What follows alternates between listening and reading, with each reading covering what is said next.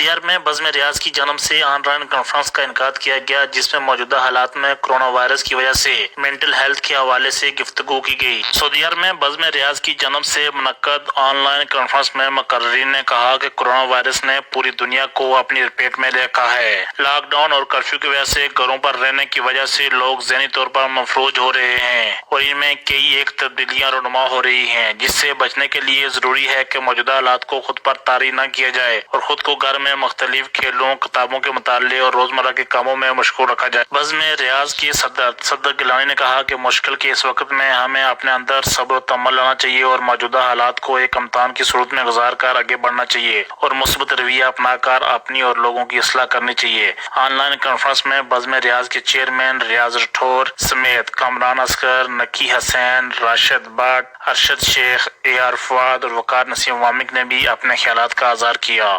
الیاس رحیم، bureau chief, کے ای news, الریاض، سعودی عربیہ۔